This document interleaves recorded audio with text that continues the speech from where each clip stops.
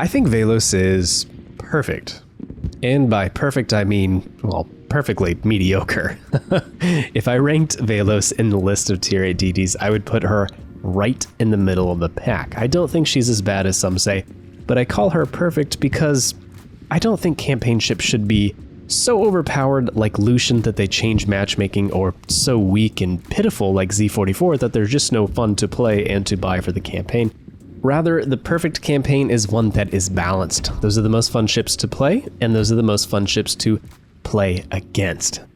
Speaking of, how do you play this thing? Well, it's kind of a jack of all trades like most American destroyers are. You have a Fletcher hull here. I went with a hybrid gun and torpedo build, and I'll explain that more in depth in a minute.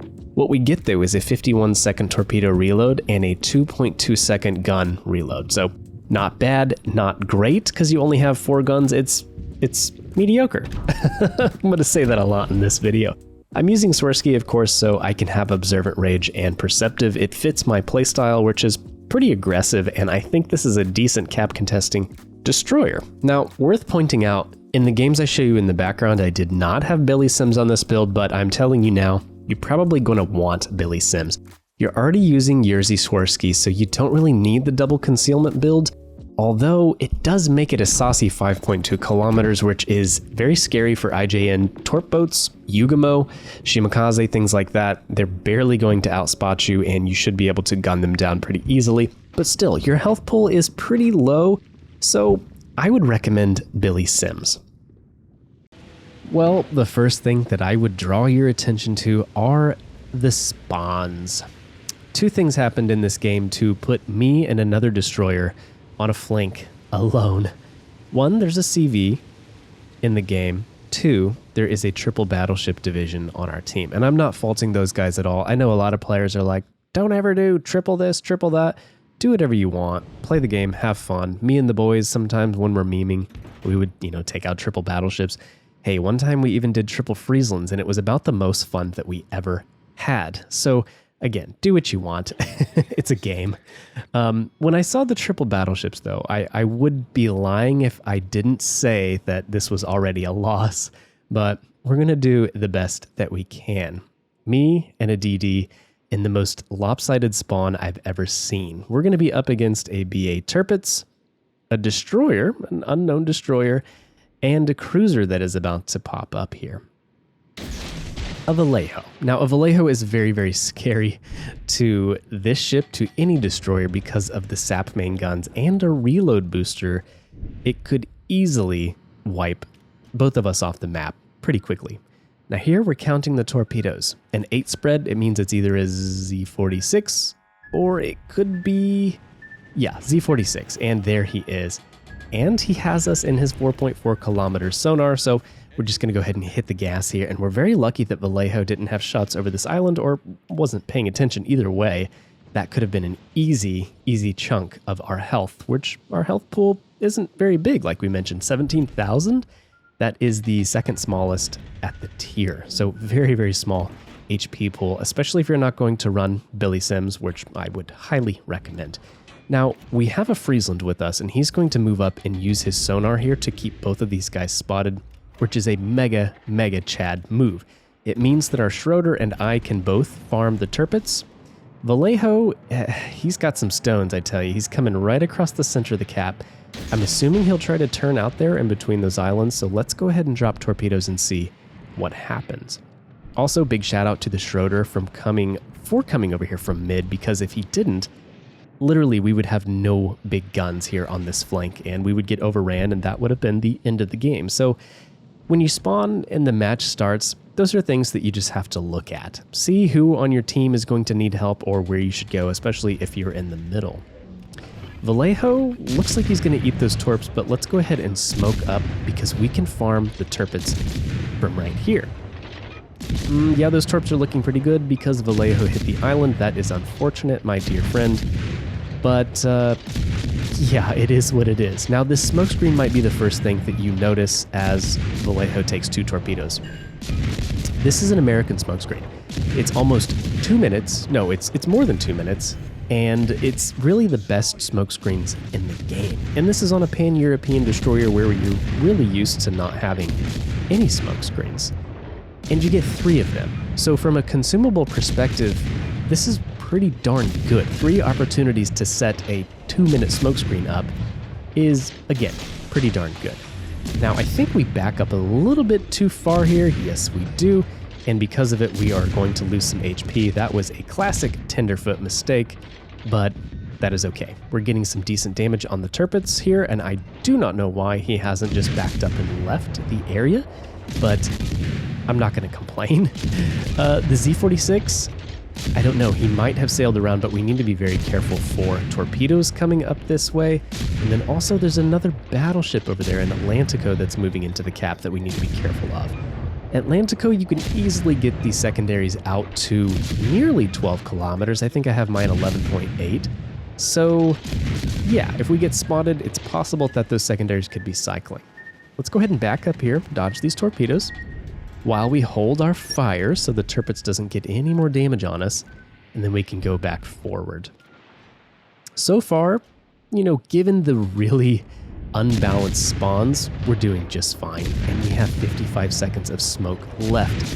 Just can't say enough for American smoke screens.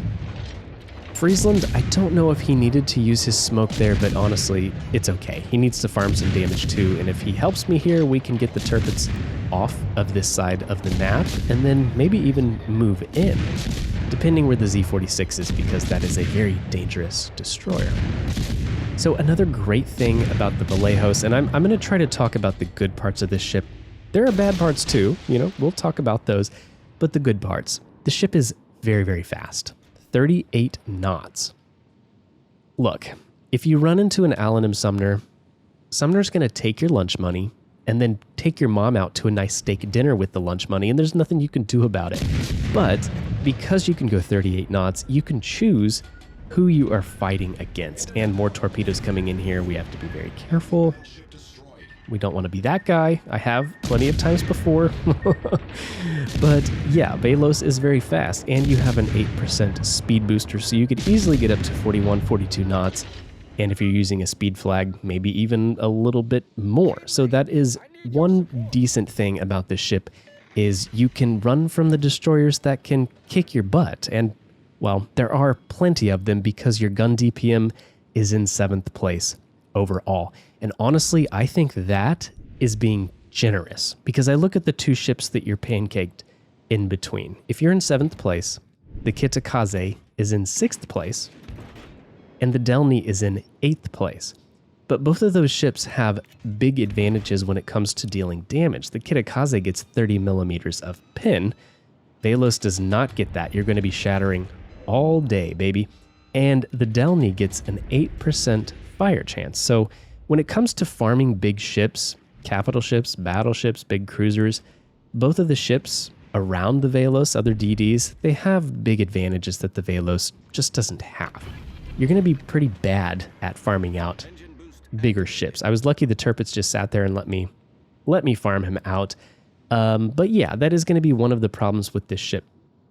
When it comes to DPM, the Sumner in comparison, which I'm going to compare them a lot because the Sumner is an American DD, Sumner deals 70,000 more damage in a minute, so it's not close to a fair fight. So with that low of damage, low fire percent, you have slow, floaty shells, bad shell velocity, and yeah, it makes shooting at longer ranges really uncomfortable in the Velos, I would say. If you play a lot of American DDs, then maybe you're used to it.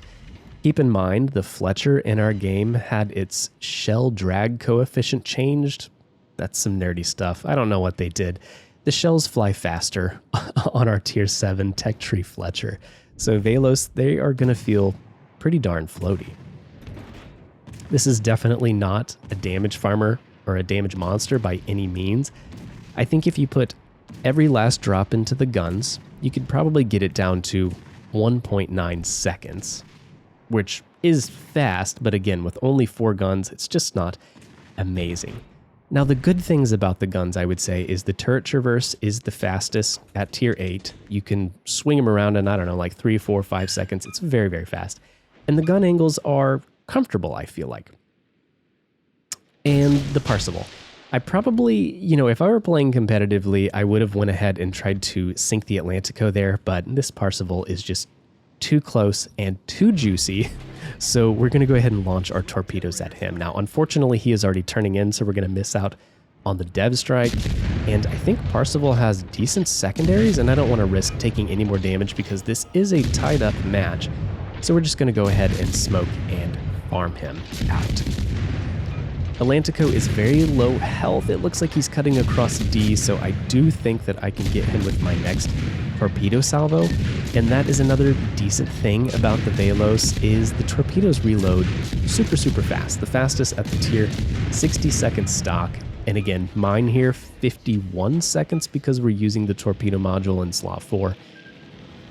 You almost need that. Since you only have one rack of 5 torpedoes, yeah, I feel like you need that. Again, if you buff into the guns and you use the reload module in slot 4, you can take 0.2 of a second off of the gun reload, and that will add another 20,000 DPM, and if you're a crazy gunboat captain, you might want to do that. For me, though, you know, if I want a crazy gunboat, I'll play the Allen M. Sumner or something like that. I kind of just wanted a hybrid ship that you can do everything good in. And that is what the Velos is to me, and she's been doing just fine at that. Lightning is heading back to sea, but he's so low health and he's spotted. I'm sure he's dead. The Parzival is now dead, and my torpedoes? Yeah, they were spot on. So the Atlantico went down, and really, that wrapped this match up like in 30 seconds there. It went from being a competitive match to being over. So we're going to go ahead and zoom ahead and get into our next match and show you another example of the Velos. It might be a tough choice for some to decide if you want this ship. I would say if you're not a DD captain, you know, you don't really like playing destroyers, and with this thing being kind of mediocre, sit this one out, you know? There were a lot of other good things this update that you could do. You could get the Rio for free, you know, you could get the Georgia for $10, maybe sit this one out if you don't want the Velos. However, you know, I'm thinking here, if you wanted the Georgia for $10, you do have to buy out the Admiralty backing. But anyways, if you just wanted to get the Rio for free and nothing else, and the Velos just isn't appealing to you, that's fine. Don't get it. Sit this one out for sure. Now the torpedoes, though you only have one rack of 5, it's not a lot. They have some good parts to them. For one, they have a pretty high alpha. It's the 4th highest at the tier. 19,000 damage. The only torpedoes that are going to hit harder than these are the IJN boats, the Hayate, the Kitakaze, and the Yugamo. They also have a very high flooding chance. Well, I shouldn't say very high. They have a higher than average flooding chance according to the World of Warships PC wiki. It would be a 44% higher chance of causing a flood than a stock Fletcher torpedo. Now, the other cool thing about it is, since you're sailing a pan-European DD, you can do the narrow spread. Is this really a game changer? No, I wouldn't say that it is.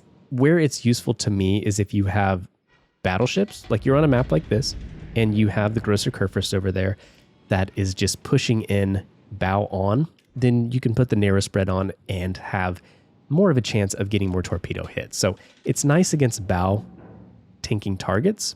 It is kind of cool, but you know, it's nothing that's going to like change the game. So twist and track, since we are using Swirsky, we have twist and track, and we know this DD is coming through here. I don't know what DD it is because there are 4 of them. 2 are spotted on A, so we're just going to have to wait and find out. But I have my nose pointing out in case we need to escape. Luckily, the battleship supporting him is so far away that he's not going to offer much support at all. He outspotted us, so okay, Shimakaze with what was that, a 4.8 concealment? Good grief. Good grief. We're going to go ahead and back up here. I really don't have anything to fear. Shimakaze, for him to get his torpedoes off, he's just going to have to come out and face me. I definitely don't want to go forward at the oh, there's a daring too. I don't want to go forward in case he already torped there, so let's just keep backing up into him, and then we can accelerate away from the torpedoes, because that is the only way he's going to beat me in this gunfight. And he came out. Honestly, I was very surprised. So he's definitely dumping torpedoes at us, and that is another strong suit of the Velos. This is a very agile and maneuverable destroyer. You have one of the fastest rudder shifts at the tier, and you have a nice 620 meter turning circle, and all of it means is I mean, look at this. You can dodge and be pretty agile, which is nice. We're just keeping the gun luck on the Shimakaze because we don't want to eat a torpedo. Unfortunately, though, you can see with our small HP pool that we're taking a lot of damage, and I was honestly afraid the GK was about to smack the heck out of us, so we kind of panic smoked, and I'm a little embarrassed about that. We panic smoked. I'm supposed to be a better player than that. But he's still spotted from our battleship, so it turns out to be an okay play. If this match came down to us killing or not killing the Shimakaze, I still think the panic smoke was terrible. That's not good. Like, be careful in doing that, especially when you know you're going to probably get the kill. But I did it because I was afraid of the GK and the Marco Polo smacking me, and I looked at my health pool dwindling away, and yeah, anyways, that was that. We have Twist and Track, so we're going to go ahead and follow him out here, and I don't know. We'll see if we can catch up to him and finish him off. Unfortunately, if he's sailing away from me, the Shimakaze is both faster and more stealthy, so it's very likely he's just going to get away. But we did our job. We took the cap, and we can screen torpedoes to make sure the battleship behind me is safe. Worth pointing out, the battleship over there on the other side of Mount Everest here, he killed the Daring. I don't know what happened. I would have been interested to see what happened. But yeah, a full health HMS Daring ran right into a, is that a Vermont? Yeah, and just got absolutely dumpstered. So the GK is still out here. The Shima we have to be careful of. So we're going to play this one a little bit cautious now. There's really no point in us pushing up, getting spotted by Shima, and getting focused by Marco and GK. So we're just going to turn around, protect the cap, and protect my battleships. And in a situation like this, that's what I would recommend you do. Last game, there was a CV. We didn't really shoot down many planes, and that is because the AA on this ship is pretty average. You do have DFAA, which is a nice touch, I suppose, but I'm really not sure it's going to do much of anything at all. So, I don't know. It looks cool. And it rounds out a nice consumable suite. Again, American Smoke, a nice 8% speed boost, and then DFAA. That's cool. If it had heals, then the Velos would probably be overpowered. So I guess I'm kind of glad for a pan-European DD that she doesn't have heals. But yeah, overall a pretty good consumable suite, I would say. We're able to torp Marco pretty comfortably here because we have a great 10.5 kilometer torpedo range. Not too shabby. So that part is also pretty nice. Their average speed, 33 knots, with only having one rack though. The bad thing about that, if someone gets lucky with one HE salvo, say at the beginning of a match, well, you're a gunboat for the rest of the match. So one rack, I mean, this is really one of the weaker torpedo armaments at the tier. I would say your torpedo DPM is going to fall behind most anything else. So that is definitely a low point for the Velos. I think that her kind of anemic guns, like we talked about, even though it's 7th in HE DPM, she just doesn't have a lot of tools. They're just so vanilla, the low HP pool. Those things make Velos just feel kind of average. And in a situation like this, where we're actually losing, and I'm starting to get kind of concerned, and I'm thinking, we need to kill this Marco Polo now, you can see that we just don't have a lot of oomph when it comes to capital ships. So you'll do okay against most of the destroyers, I think, but against ships like this, you're going to have to hope for some good torpedo strikes with that good alpha, and then maybe even a flood or two. Now, I do think we're going to land one on Marco. We did, and as you can see, 12K on the torpedo belt. That's pretty good. It was a flood because of the higher flood chance, so now we're going to hope for a permanent fire, and we're also going to hope the Shimakaze isn't torpedoing us right now. We're trying to stay in a way that we could escape if we need to, and kind of use our agility to get away. But yeah, we need the Marco to die. Now, a new enemy has entered the chat here, and HMS Brisbane is headed this way, and of course Brisbane has radar. I think it's 10 kilometers, 22 seconds. So we're going to have to start beating a hasty retreat because he definitely could radar us here and probably kill us. We are down on by a couple ships, so this is definitely going to be a close match, and it looks like the Marco Polo is going to escape our torpedoes, and that is unfortunate. Now right here, I was starting to think the Brisbane might not have a radar left, and that's why we're reversing back into the smoke screen. But it turns out he does have radar. So we're going to go ahead and get out of here. And I would say that we kind of get a little bit lucky here that we don't take more of a punishment than we do. The good thing about this ship, though, again, like I mentioned, is since she is pretty agile, it's easy to dodge shells. And the other thing, this is a small destroyer. If you go compare her to, say, the Lucian or some of the other destroyers at the tier, the Hayate, the Kitakaze, Velos is pretty small. And so that makes her a small target. And really, I wouldn't be afraid to open water gunboat in this one that much. Although at range, you're just going to be less effective with your floaty shells. But still, you can make a lot of enemies miss just by dodging. There's Brisbane's radar, and we're going to start the dodging. If you kind of watch what I'm doing here, I'm just waiting for him to shoot and then making a small rudder adjustment. You don't have to wiggle back and forth. You kind of just wait for them to shoot, and then you make your adjustment. And if you have their reload timed, Brisbane has a 5-second stock reload, then you can make it pretty easy to dodge shells. I didn't see there. Did I take a single shell hit from Yamato or Brisbane? Unsure. Red team is going to make a tragic mistake here. But this is a learning opportunity. Caps. In a domination mode, you just have to get the caps. We have a battleship out there on the flank by an island that I don't think I've ever seen up close before. But it turns out that it's going to draw all of the red team out there. And it's going to allow us to just torpedo their broadsides. They're not paying any attention to us at all. So, kind of a big mistake, I would say. And it's honestly what is going to win us the game, because this should have been a loss. The other thing about Velos concealment, it's maybe a little bit above average. It's 6.9 kilometers. Alanim Sumner's is 7 kilometers. So, it's right there in the middle. It's average. It's not bad by any means. And with the double concealment build having a 5.2 kilometers detection range in this game, it's pretty good. Although the health would have been better. But yeah, Velos, I'm content with this not being a super powerful tier 8 destroyer. We just got the Lucian, and I think that one was very, very powerful. I enjoy a nice balanced ship, especially nowadays. The tier 8s, I think the Z44 obviously was a little bit underwhelming, and I think most would agree with me. Lucian OP. The Hayate seems balanced, but strong. I really love the Hayate. It's one of my favorite destroyers at tier 8 to play as a gunboat. But I feel like the Velos, is in a good place. Beyond that, most of the tier 8 ships we've had have been moderately well balanced. For the battleships, we had the Heezen, the Iwami, Marlborough, Pommern, Giuseppe Verdi, and then the Carl. On that list, I think obviously the Republic is the best, super powerful, tier 10 battleship for sure. Giuseppe right under that for me, and then I feel like the Marlborough, the Iwami, and the Heezen were all pretty well balanced. And then the Pommern bringing up the rear. I really dislike the Pommern. As for the cruisers, we had the Tulsa, the Schroeder, the Aguirre, and the Carnot.